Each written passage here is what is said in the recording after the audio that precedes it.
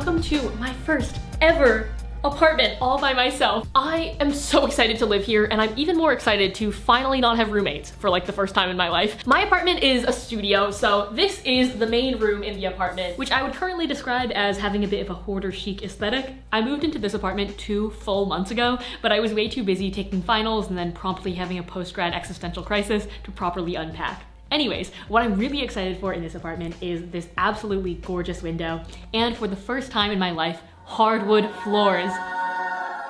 Now the floor plan of my apartment is a little bit confusing, but if you'll stick with me, through these double doors in the main living room area is a walk-in closet, which happens to fit a full-size bed perfectly. Yes, feel free to insert all of your jokes about me being in the closet here. Off the closet slash soon-to-be proper bedroom is a bathroom, and this is honestly looking pretty good so far. All it needs is some more storage for my kind of tornado of makeup and skincare products here. Now if we circle back through the main living room, through this doorway is a little dining nook that I'm planning on converting into a home office where I can do all of my editing, and the kitchen. Now, I'm not a huge fan of the mix of brown and tan and black and silver here, but never fear, my friends, I have a plan to fix that as well. All right, without further ado, let's get started with this apartment makeover. And also pray that I don't lose my deposit because my landlord knows about my YouTube channel now, so haha, that's great. Baby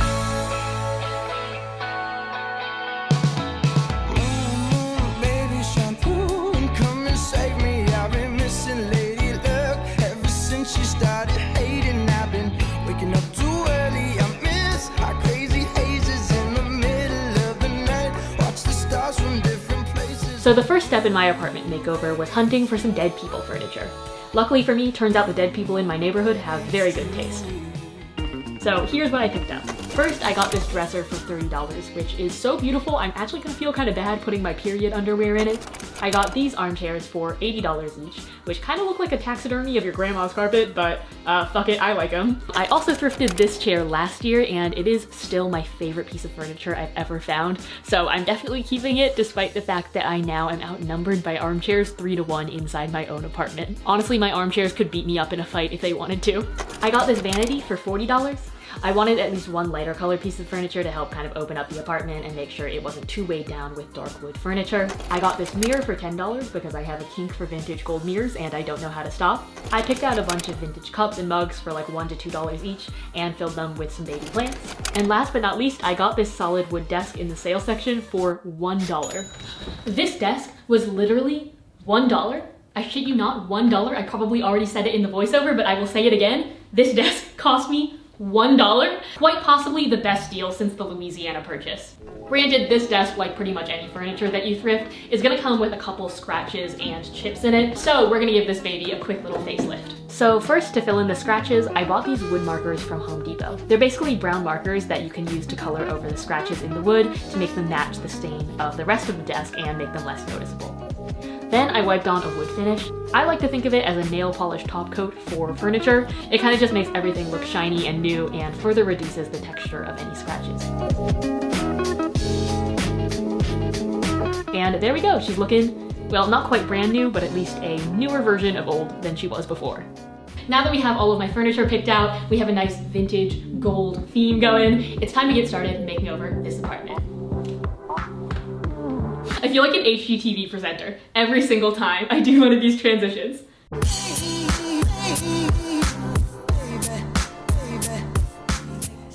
Hello from my bedroom, and a full month later from when I filmed the intro segment of this video, because I never cease to amaze myself with my ability to use small and insignificant tasks to indefinitely avoid doing anything meaningful and challenging. So, as I briefly mentioned earlier, this is a super large walk-in closet that also has been doubling as my sleeping cave. Now some of y'all might be thinking, Ashley, why the hell do you want to sleep in a closet willingly? For this apartment, I wanted to do my best to separate my workspace from my relaxing personal space. So pretty much the whole rest of the apartment is going to be my filming and editing space, but this bedroom is going to be my little safe haven where I can relax and sleep and hopefully for once in my life escape the constant pressure to be working all the time.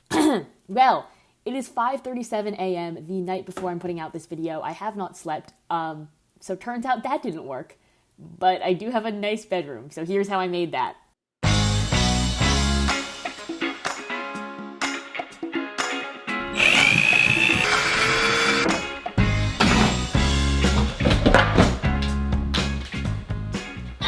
I am a professional.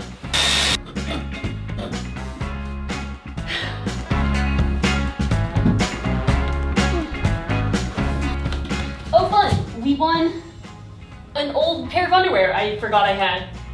A condom wrapper. David's friend's hat, and this neck pillow. You never know what you're gonna find, kids. Now I asked myself, Ashley, what would make this bedroom look cute and cozy and like it's owned by an 80-year-old British grandma who owns 10 cats? Oh, that's right folks, wallpaper. In my last bedroom, I played it very safe with like a minimal white theme, and I really liked that look, but this time I wanted to change it up with something more colorful and kind of push myself out of my interior design comfort zone. So basically, in all my research about wallpaper, I found out that there are 3 different types. The first is traditional wallpaper, where you soak the actual paper and then stick it to the wall. And this is the most affordable, but the most labor intensive to apply and to remove. Basically, to remove it, you have to like soak it with soap and scrape it off the wall, which did not seem like a particularly renter-friendly solution. Secondly, there is peel and stick wallpaper, which is basically like a gigantic sticker. It's really easy to apply and remove, but it is really, really expensive. I calculated how much it would cost to cover my bedroom, and it would be around $600. So I'm opting for the third type, which is paste to the wall wallpaper. It was still pricey, but definitely less pricey than peel and stick wallpaper. Total, it cost me around $200 to cover my entire bedroom.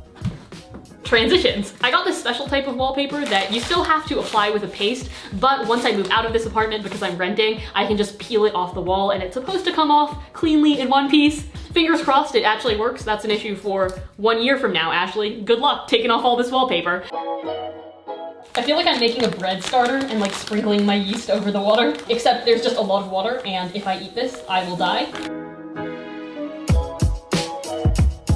After a thorough stir, my wallpaper snot was ready to get sneezed all over my bedroom wall. I just brushed it on in a pretty generous layer, then lined up the wallpaper with the edge of the wall and pressed it on. Huh, it actually stuck! I'm so impressed.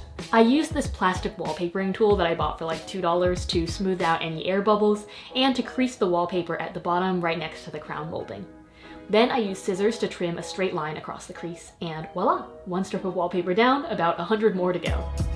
For my second strip, it was pretty much the same process, but I had to take extra care to match up the pattern between the 2 strips so it looked like the branches just continue seamlessly from one to the other.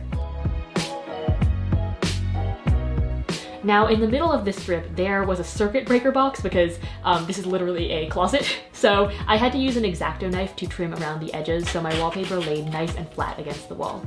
You can use the same technique if you're wallpapering around a power outlet or anything like that. Don't worry though, if this awkward white rectangle is pissing you off, I'm gonna go cover it up at the end. So just hold on to your panties for like a couple more minutes.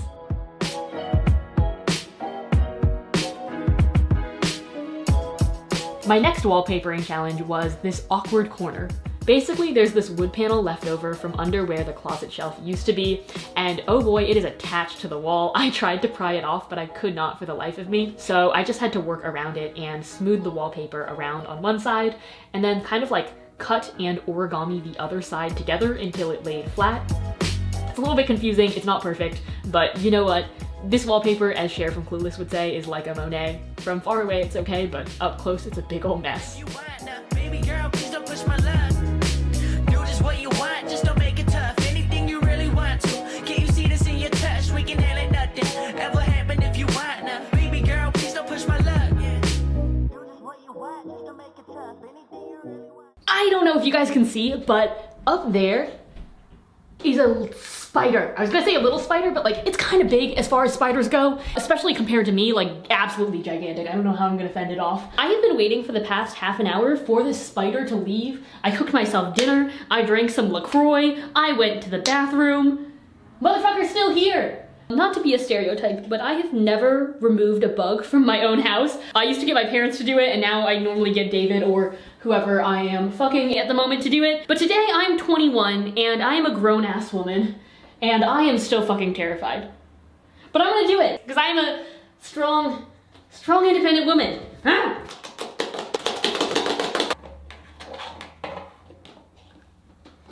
I got it. Top 10 most terrifying. Oh no, it's moving.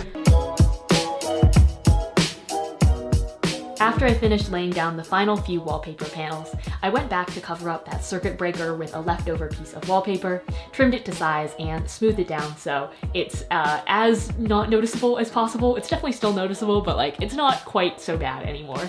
And that's really all I'm asking for. All right, 8 hours and a solid 10 cans of LaCroix later. Yes, I have a LaCroix addiction and it is a problem. My soon-to-be bedroom is completely wallpapered.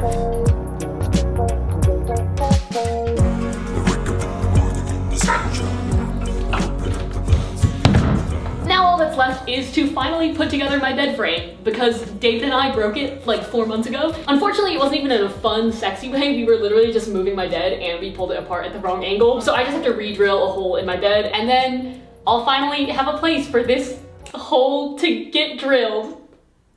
Get it, babe? Huh? Never mind. Okay, this is the problem child where we broke off a dowel. Oh. This is what I bought the drill for, because I thought I had to drill this out of the hole. God damn it.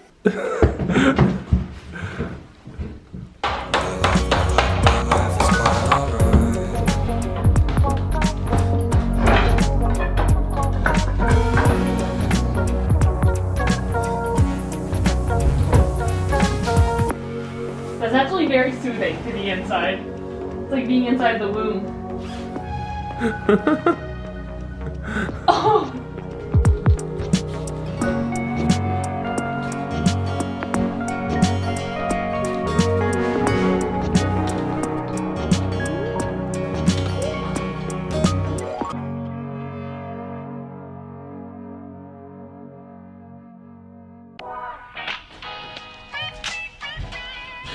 Hey guys! It is 4 fucking months later. I no longer have a boyfriend, but I do have an ear infection. So who's the real winner here? So let me backtrack and explain why it's been taking me so long. First of all, there is just my crippling indecision, which is a whole issue in and of itself. Second of all though, my original plan for this wall was to build a giant wall-to-wall bookshelf from scratch. I had all these inspo photos, it was gonna be like very Gatsby chic. But then over the past 4 months, I slowly realized, 1, I have absolutely no woodworking experience whatsoever. 2, I only own 1 physical book, and it's a cookbook. Because I am an audiobook whore, okay? And third of all, I had this fun little quarter life crisis where I realized I don't actually want to live in LA any longer because it's just slowly making me more and more superficial. And I want to move out of this apartment pretty soon. All of that combined, I realized it was not the most practical idea to spend weeks and weeks and hundreds of dollars building a gigantic bookshelf. I did want to do something fun with this wall though, so I settled on more wallpaper. This apartment makeover is slowly just becoming me wallpapering various surfaces. I promise there will be some non-wallpapering content later in this video. So I'm gonna make this real quick because you literally just watched me apply wallpaper for like 10 minutes straight. So this time lapse is gonna be over in 3, 2, 1, finish. Wow, it makes like an hour worth of work look so easy when you put it in like 1,000 times speed. I feel like I'm on the set of a very hipster music video, and that is always my goal in life, so I will take it. I'm gonna go to the doctor now to see whether I need antibiotics for my ear infection, but I will see you guys in a couple days to finish up the rest of the apartment. Bye!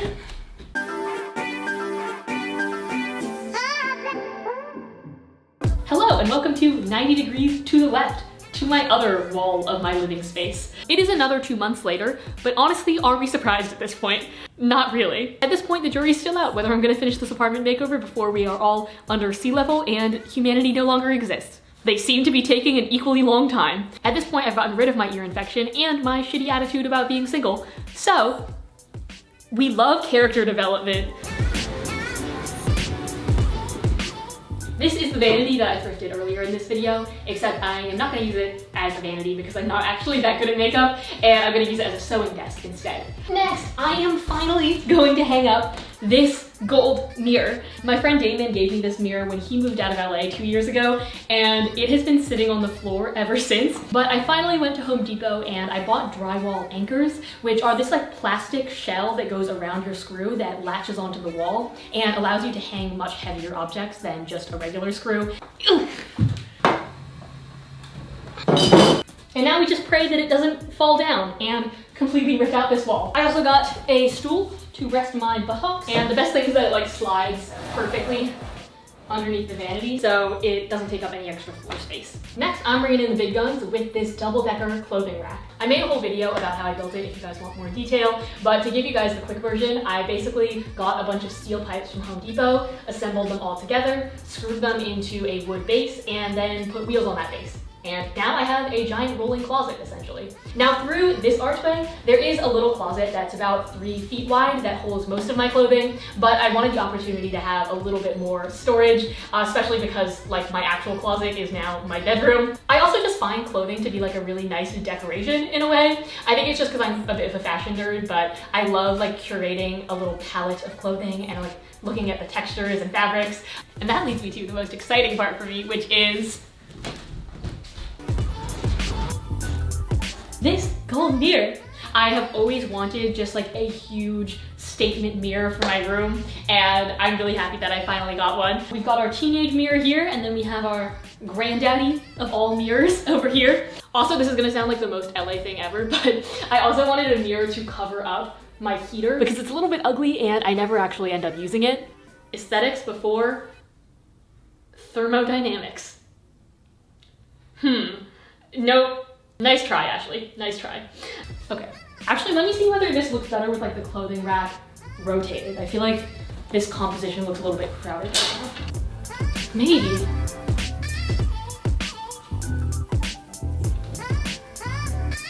Okay, nope, that's worse.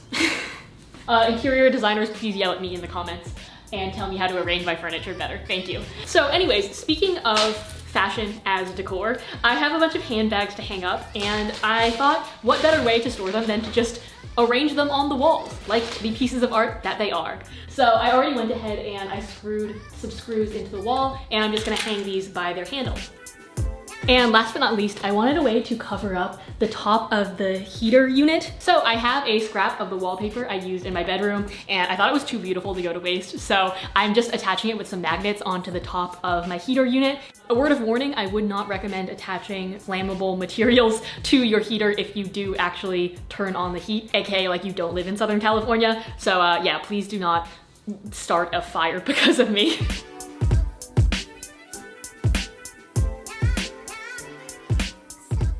And now, we interrupt your regularly scheduled programming to indulge Ashley's slightly unhealthy plant obsession. So my plan for this side of the room could pretty much be summed up in one word, which is plants. Over the past year or so, I have developed a slightly unhealthy obsession with plants as a coping mechanism for my complete lack of other human interaction. I mean, not that plants are humans, but they feel like they kind of have personalities, unlike people in LA. So a couple months ago, I already went ahead and installed this curtain rod and some curtains, and I did a really horrible job of filming it because most of my clips were out of focus.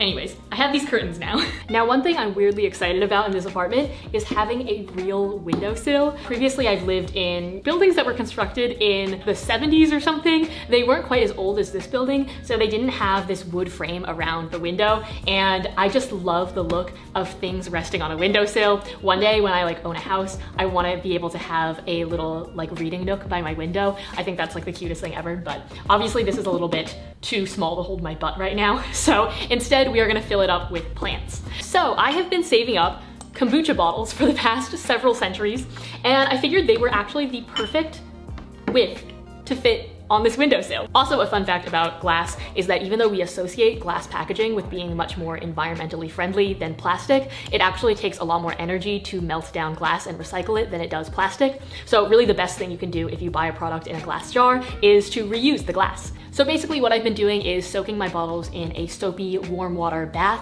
I leave them in there for usually like 2 days, and then the label will slowly deteriorate. Okay, don't judge me. I'm literally just doing this inside my blender because I don't own a bowl that's big enough to fit kombucha bottles. After soaking for a couple days, the label should be mushy enough to just scrape off, and I also cut off the plastic ring around the top so that it looks a little bit cleaner. And now we have the perfect container for propagating plants. So in my experience, the easiest plant to propagate is pothos. This is like the basic house plant. She's very easy to grow, she's very low maintenance, and it's also very easy to get her to have babies.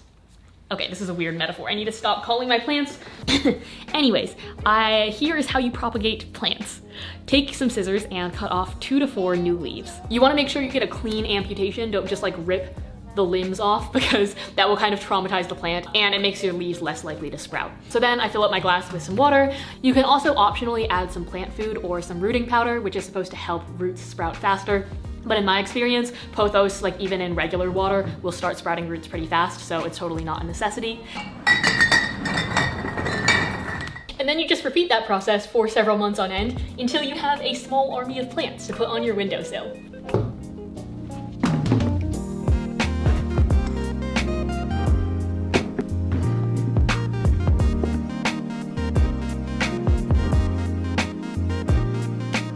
So I know what you're thinking. Ashley, that can't possibly be enough plants. I wanted some hanging plants in this corner because I think it helps draw the eye upwards, and especially in my apartment that has pretty tall ceilings, I think it'll help give it like a very lofty jungle vibe. I don't know. I like plants and I wanted more of them. If there's one thing that I have learned through my years of owning plants, it is that plant hangers and pots can really fucking add up. Like the plants themselves are honestly less expensive than the pots and all the decorations. So I decided to teach myself to make my own macrame plant hangers. To make this plant hanger, you will need macrame rope cut into 8 pieces that are about 10 feet long each.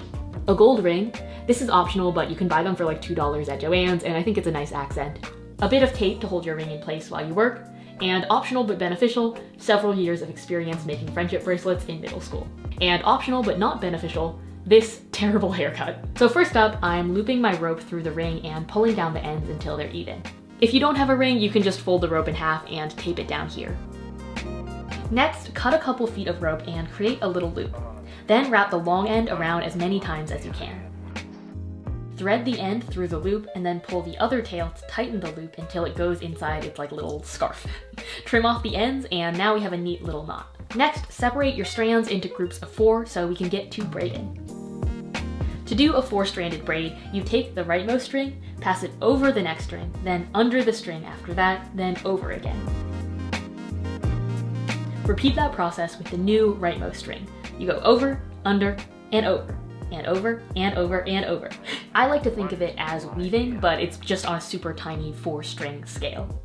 Okay, once you've braided a couple feet, it's time to secure it with a square knot. To do this, you take one string and loop it over the middle strings, then you take the other string under the middle strings and through the loop. Sorry, why did I say under like that? Ugh. I'm getting into like tutorial Ashley mode. Then pull it tight. Then you rinse and repeat, just make sure you alternate which string you start with. One podcast and or jam session to Harry Styles' new album later, you've got yourself 4 braided strings. Next, to create this netted effect that's gonna hold the pot, we're gonna make square knots using 2 sets of strings from 2 different braids. Basically, we're making like one big incestuous Game of Thrones family tree. So I spaced my knots around 5 inches down from where the braids ended, and I knotted each around 4 times. To complete the net, you're gonna need to bring the 2 edge strands together and knot them together so you have this kind of like full circle that will hold the pot. And lastly, just knot all the ends together and give your tassel a little haircut. To use the plant hanger, you kind of open one side, shimmy the plant in, and then pull everything up. So I sound like I'm telling you how to like put on a condom. You just like pull it up and it looks like this. And here is how the finished plant hanger looks.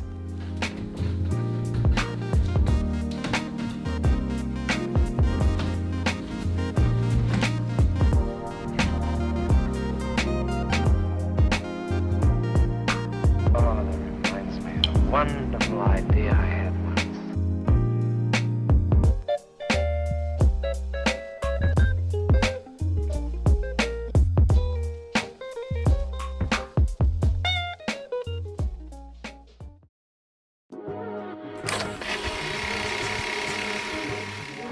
Hello and welcome to my kitchen, home to many a failed cooking experiment and the very occasional successful cooking experiment. The first thing we're gonna tackle are these somewhat mediocre countertops. We're gonna cover them up with contact paper. This is basically like waterproof wallpaper for your countertops. I promise there will be some non-wallpapering content later in this video. I promise there will be some non-wallpapering content. I got this giant roll for around $60 in a black marble color, so hopefully it's gonna make these granite countertops look a lot more chic and blend in with all of my black appliances appliances. Now, given the fact that I have never applied an iPhone screen protector without getting bubbles, I'm not super hopeful about covering my entire fucking countertop seamlessly, but we're just gonna start at one corner, roll it out, and see what we can do. All right, I'm leaving a little bit of overlap over here so that I can wrap it around the edge of the countertop and hide this like rounded edge. So to apply the contact paper, I'm peeling back a little bit of the backing at a time to expose the sticky part, sticking it down, smoothing it out, making sure it is all air bubble free before I move on to the next section. I found that it really helps to work in small sections because if you unveil like too much of the sticky side at once, it gets really overwhelming and it turns into like one giant sticky mess. As you would be able to see here had my hair not photobombed the shot, I used an X-Acto knife to trim around the edges of the sink. Now, I was originally worried that kind of in the splash zone here, where water could get onto the contact paper, it would slowly like sink under and unstick the contact paper from my counter, but by the time I'm editing this video and recording this voiceover, I've actually been using it for a lot of months and it has not come unstuck at all, so I'm actually very impressed. I cut my finger with an X-Acto knife. I'm just gonna wrap it in a pad because I don't have band-aids in my apartment.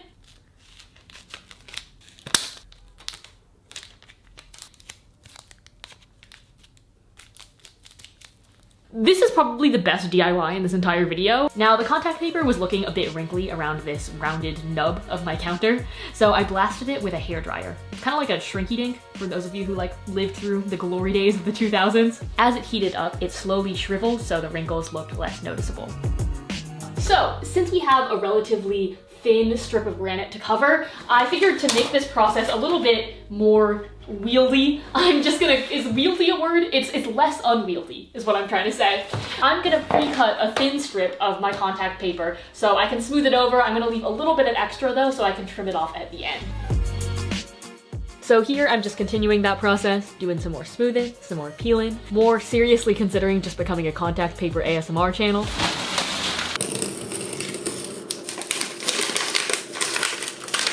At least I wouldn't get copyrighted and demonetized every other video then. Here I kind of fucked up and I accidentally left a gap, so I just patched it up with a little contact paper band-aid, and now no one except me and 2 million of you guys will ever know that I messed up. For real though, I was surprised with how forgiving the contact paper was. Pretty much every time I messed up, I could just patch it over with a little piece of contact paper and it really wasn't that noticeable.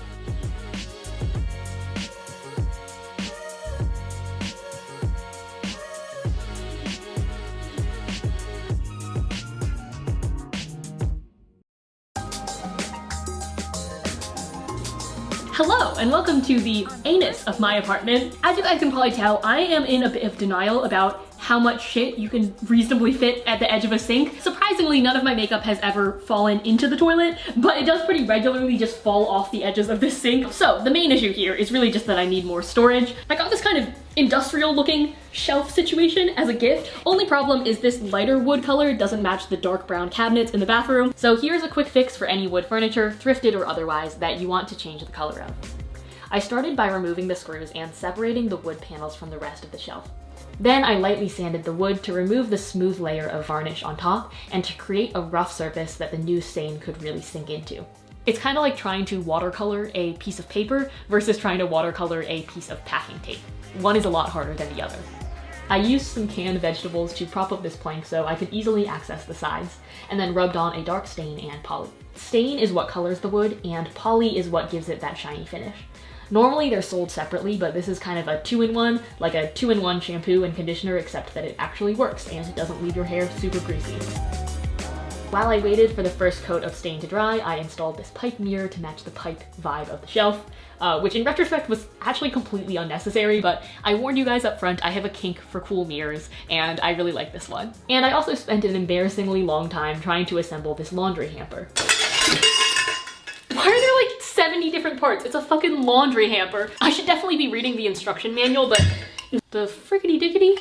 What is happening? Uh-huh. Oh. Here was the instruction manual.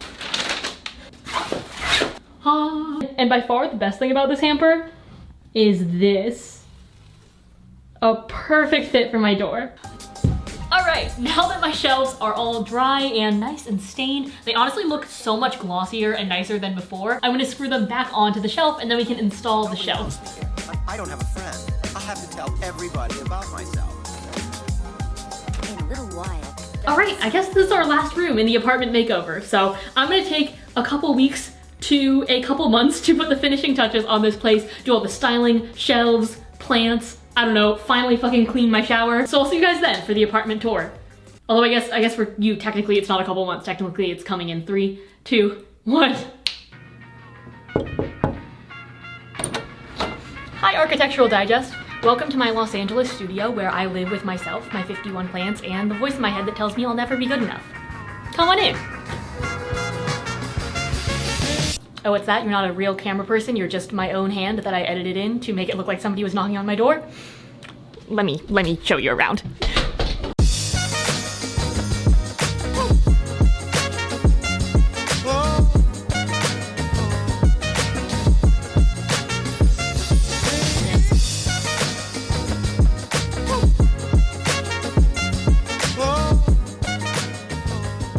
So right when you walk through the door, you enter into this entryway, as the name would suggest, Ashley. Believe it or not, the word entryway is actually derived from the Latin roots entry and way, which mean the place where you enter an apartment.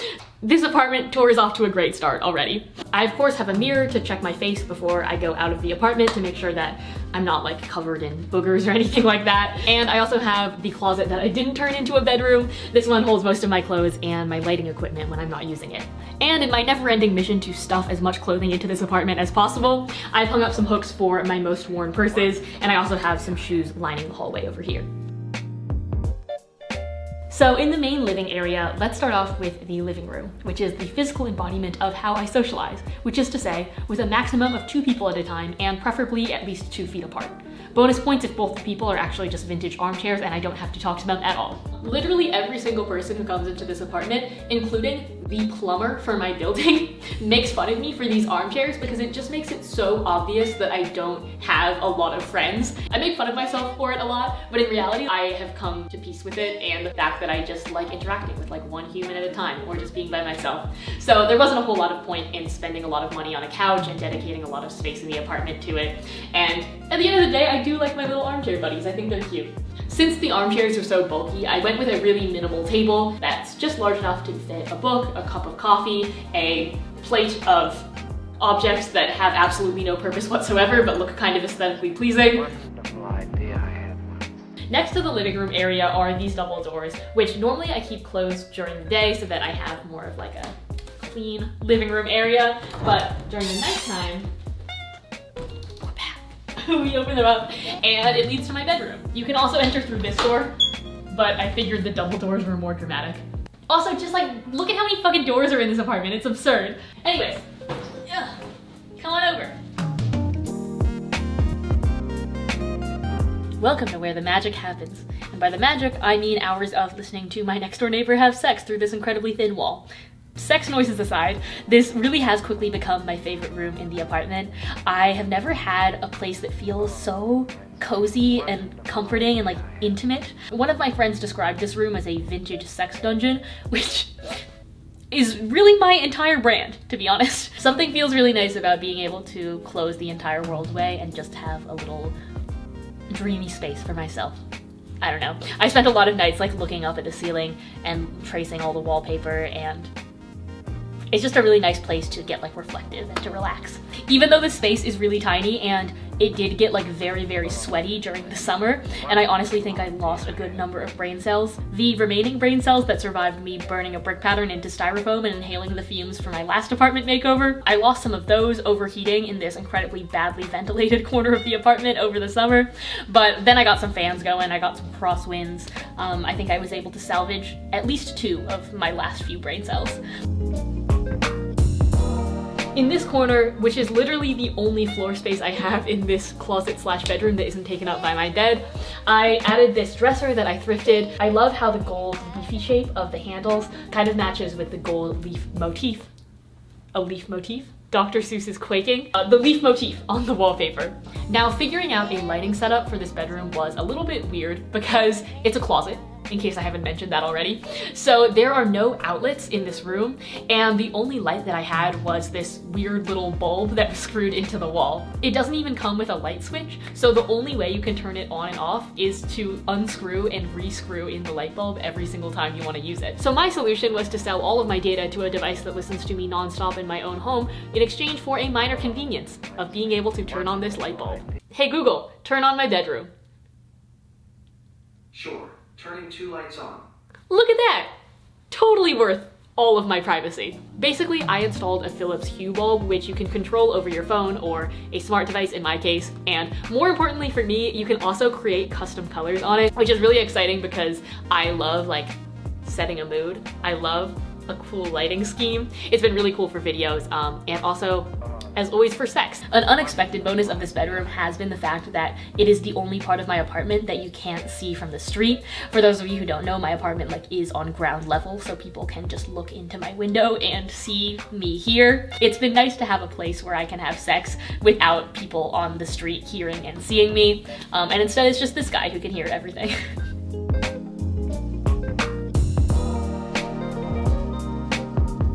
Now back through the living room. This section is pretty much the exact same as you guys saw it last, so I really won't waste too much of your time on it. This, of course, is my corner for getting dressed and taking an egregious number of mirror selfies. This is my grandma sewing corner where I try to repair clothing and not stab myself with too many sewing needles at a time. This is my window for admiring my plant children and avoiding eye contact with strangers walking by. Now, in this corner of the apartment on the other side of the window, I have left it a little bit sparsely decorated. I just have this step ladder, which I stained a darker brown color to match with the windows. Granted, I did a really messy job of staining it, but at this point, like, I am kind of fucking done spending like 150 hours making over my apartment. And this is also where I store my bike. A lot of people ask me like why the hell do I have a bike inside my apartment, and it's because I don't have a parking spot, and if I leave my bike out on the street, even if I lock it up, like slowly all of the parts of my bike will get stolen one by people in this neighborhood. But anyways, when I need to, I can move the bike away, get this out of the way too. And if I move this armchair out of the way, I now have this entire blank wall for me to shoot lookbooks and outfit videos on, which has been really useful because it is like surprisingly hard to be able to find a blank surface that you can fit a full body shot on.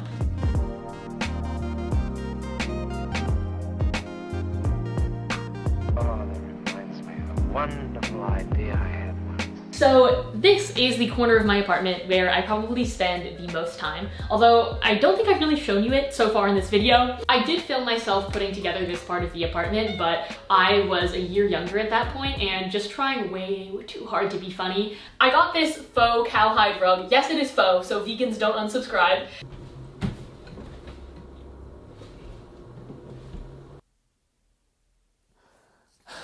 Why was I like that? To give you guys the quick version though, I painted the edges of this window because I wanted it to match the wood frame in the other room. I don't care what Christine from Simply Nailogical says, this is the realest peel porn. Oh my god. Nut. Maybe I do have a window fetish after all. I brought in my $1 desk from Goodwill. I got a dark brown leather chair to match, and I put together this shelf to hold my camera equipment, and would you guess it, more plants. The instructions said 2 people recommended, and I'm slowly starting to figure out why that is.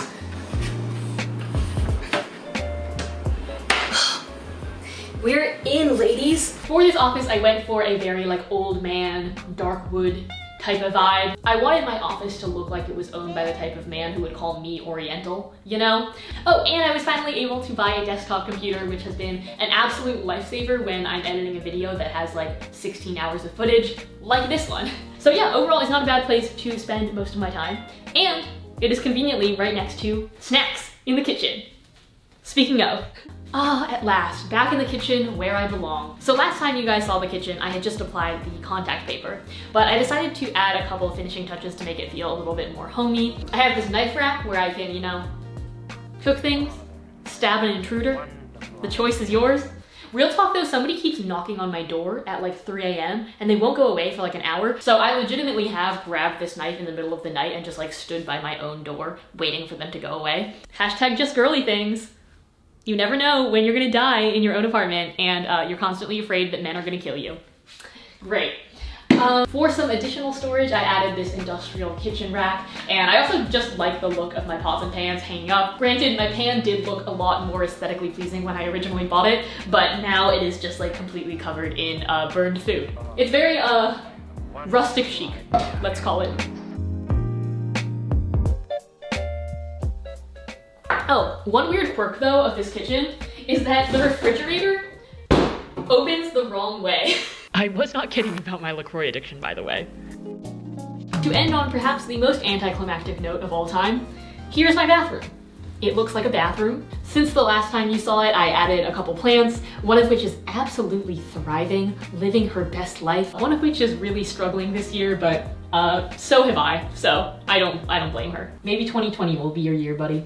And really, the creme de la creme of this entire apartment is this sign that I found in a trash pile on my street. It says no dumping allowed, and yeah, I put it in the bathroom because I have the humor of a 12-year-old boy. Thank you. So yeah, that is my entire apartment. At the risk of ending on a bit of a cheesy note, I wanted to thank you guys for literally allowing me to pay my rent. I've said it before, but I'll say it again. You guys are the best sugar daddies I could ever ask for. Ironically, now that I've spent the past 11 months putting together this apartment, I decided that I'm moving across the country to New York in like 3 weeks because I love to suffer. No, in reality, it is time for a change, but I've also had a lot of really good memories in this apartment, and I'll miss it. So, thank you guys so much for watching as always, and I will see you in my next apartment. Bye.